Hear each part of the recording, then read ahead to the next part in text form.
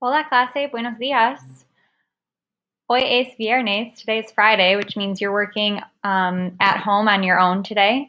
And this weekend is a holiday here in the US, but it's also a holiday in Mexico and in many parts of the Spanish-speaking world. It's called El Día de los Muertos. Okay, you might know it as Day of the Dead. That's literally what that means. Día, day, and muertos means dead. So Day of the Dead, El Día de los Muertos, will be Saturday, which is the 31st, November 1st, which is Sunday, and also November 2nd, which is Monday. So even though it's called the Day of the Dead, it actually takes place over 3 days.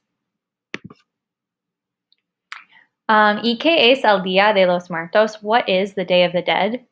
Es un día para celebrar, a day to celebrate the lives of the deceased. Okay, so it's not really at all like Halloween. It's not supposed to be spooky. It's actually a really happy holiday where a lot of people genuinely believe that the spirits of their loved ones come to visit with them. And so it's kind of like a party. People paint their faces, they prepare special foods. There's a lot of colorful decorations involved, and so it's really a happy day. It's not a time when people are crying or missing their loved ones because they genuinely feel that they are with them in spirit. So it's a very happy day. And a figure that often appears during the Dia de los Muertos is La Calavera Catrina. This is Catrina. And it's kind of like a way that the Mexicans make fun of death. Se burlan de la muerte.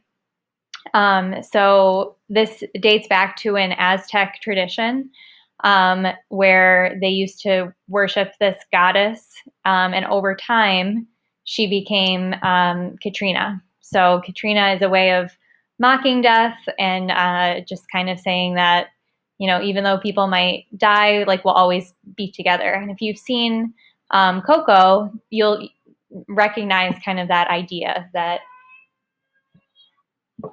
this girl is crying. You'll recognize that it's really not a sad day at all. Another thing, if you've seen Coco, that you know about is called an ofrenda. Okay, this is an ofrenda. Basically, it's an altar that people create to remember, para recordar, de los difuntos, to remember the person who died. So typically when you make an ofrenda, you put flowers on it, flores. Okay, lots of mums are a very seasonal flower right now. In Spanish, we call them cempasúchiles. There's also candles, velas, a couple of candles here. We have photos of that person. Also food, comida. We like to put their favorite foods. And typically there's bread and water because, like I said, people literally believe that their loved ones come back from the dead. And so they want to give them water and food because they figure like, oh, if they just came back to life, they'll be hungry. So they leave their favorite foods and definitely bread and water. Sometimes you'll also see símbolos religiosos, religious symbols, like little statues or crosses, and things that the person liked. So like this person was probably a Cubs fan. They liked Coca-Cola. And so when you guys go ahead and make your virtual ofrendas today, you'll think of what that person liked, and you'll add some of those things to their altar, the person that you're honoring. You could also honor a pet. Really anybody. It could be a celebrity that was special to you. So it doesn't have to be necessarily someone that you're related to, but you can make an ofrenda to anyone that you want to honor. Okay, and just another example here. Like I said, it includes things that the person used to like, que le gustaba. So le gustaba a esta persona. Corona must have been their favorite beer. They used to like Corona. Looks like there's some like spices here. Jarritos is a Mexican soda. There's some cookies. And these little red guys are actually bread.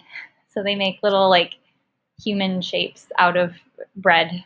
Lots of flowers and pictures of that person. Just some more examples, like as you can imagine at night in the cemetery, lots of candles kind of light everything up. There's something called papel picado, which is this fancy sort of paper that's cut into little designs. Papel picado is very common. Sometimes people will put toys on their altar. Really, it's all sort of whatever's personal to you. And so typically at night, everything will be lit up with candles, and people will spend the night in the cemetery where they put up altars and ofrendas. They don't sleep, no duermen. Comen, they eat a lot. So there are several dishes that people will prepare specifically for this. They pray and they share stories and memories. It's really a happy event where people celebrate together. You can skip that one. Again, lots of flores anaranjadas, lots of orange flowers that are called cempasúchiles. You kind of see those everywhere, and if you've seen Coco, you know that they're really everywhere. That's a huge part of the movie. Last slide I want to show you is about the food. People also prepare calaveritas de dulce. These are sugar skulls. I don't know if you've ever had one or seen one before, but people decorate them, and then they do also eat them. So you can do that as like a craft for Dia de los Muertos. And also bread is a big thing. So sometimes they will make this really pretty bread with designs across the top.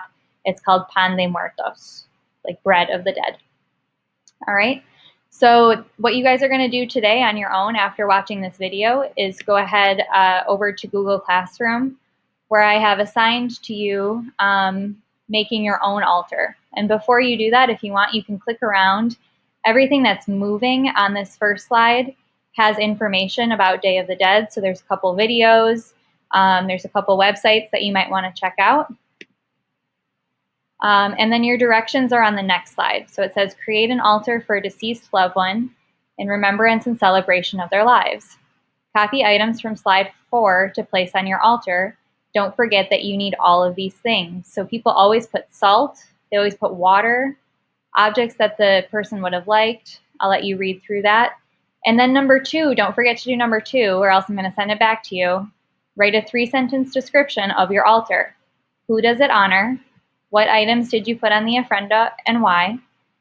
Put this information in the notes section at the bottom of the page. So you not only need to create an ofrenda, you also need to tell me about it in the notes section.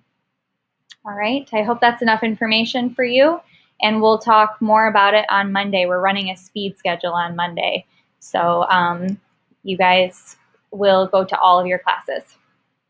Okay, hope that you have a great day. Please email me if you have any questions.